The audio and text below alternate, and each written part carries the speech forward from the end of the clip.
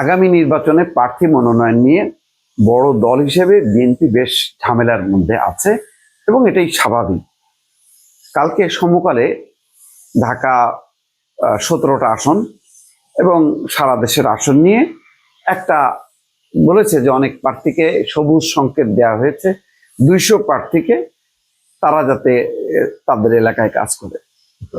বিএনপির বাইরেও কোনো কোনো নেতাকে, যেমন ববি হাজ্জাজ, তারপরে পার্থ আন্দালি পার্থ, তাকে সংকেত দেওয়া হয়েছে এই মর্মে, মানে কিছু ইঙ্গিত দিয়ে বা অস্পষ্ট কিছু সংকেত দিয়ে সংবাদটা প্রকাশ করেছে। তারপরেই প্রতিক্রিয়া হয়েছে স্বাভাবিকভাবেই। সেই কারণে খুব দ্রুত গতির সঙ্গে বিএনপি আজকে সংবাদ সম্মেলন করে বলছে যে কোনো প্রার্থীকে সবুজ সংকেত দেওয়া হয়নি, বিভ্রান্ত না হওয়ার আহ্বান। রিজভী বলছেন যে উদ্বেগের সঙ্গে লক্ষ্য করছি সম্প্রতি কিছু পত্রপত্রিকা, গণমাধ্যম, সোশ্যাল মিডিয়ায় বিএনপির মনোনয়নের কথিত তালিকার নাম ধাম প্রকাশ করে দলের নেতা কর্মীদের মধ্যে বিভ্রান্তি, অসন্তোষ এবং বিশৃঙ্খলা উস্কে দেওয়ার ষড়যন্ত্র করছে।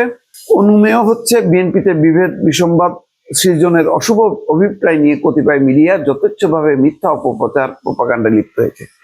তবে এটা উদ্দেশ্যমূলক কিনা জানি না, কিন্তু এ ধরনের হতে পারে, সম্ভাবনা আছে। এটা স্বাভাবিক। এটা মিডিয়া বহুকাল আগে থেকেই এইটা করে আসছে।